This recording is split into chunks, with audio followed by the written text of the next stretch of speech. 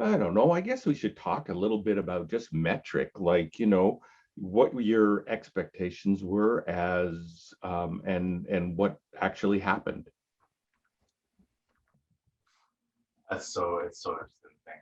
So like when I was doing when I submitted for this program, when I submitted to do it with you, it was mostly off of my partner Melissa spoke so fucking highly of you.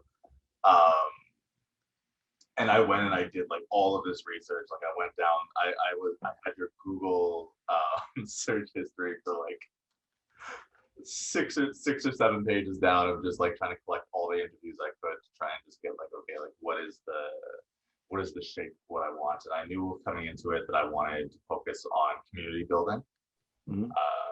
primarily using the knowledge that you gained through your building of Obsidian to try and help the progress of the company that I'm trying to build at the moment. I wanted to talk about direction, and that was mostly in a like theoretical, like this is something that I like to do. It's something that I've been doing sort of on the side, and I wanted to deal with it. And I just wanted to talk about working within theater, and like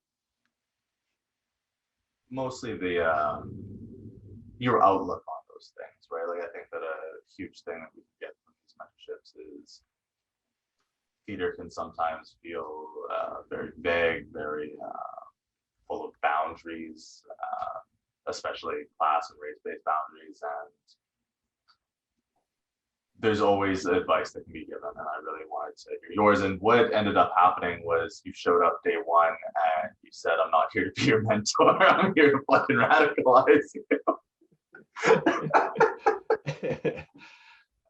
and and shit went from there. I mean, like, it wasn't like we didn't.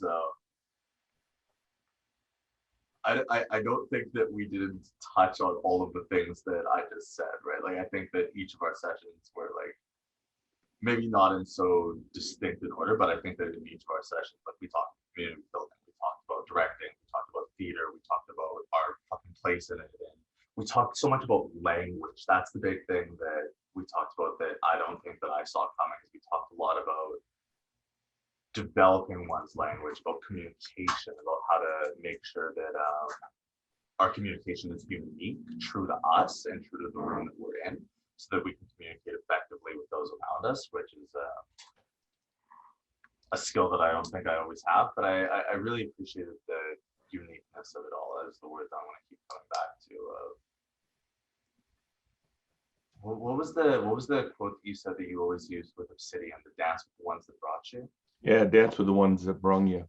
Yeah, like that it was shit like that. That it didn't have to be these like beautifully researched academic essays about your fucking huge mission planet of Obsidian, which like I'm sure you guys had, but like just that like there was something like that dance with the ones that brung you that guide y'all throughout. Like I really appreciate it like that. Yeah. I don't know. I mean, like I keep having this conversation, especially as we go deeper into the pandemic and deeper into the new consultancy era of theater, where everything is by committee, and the idea of leadership and any kind of hierarchy is being pulled down.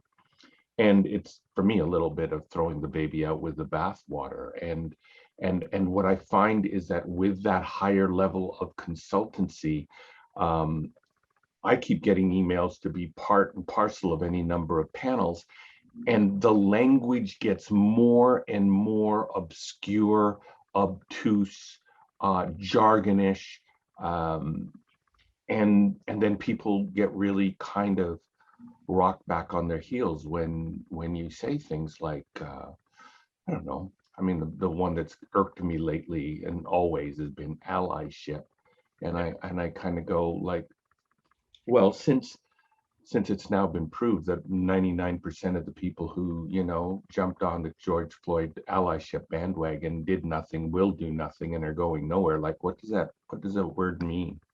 Right? Like, And so words, yeah, for me, words are really important.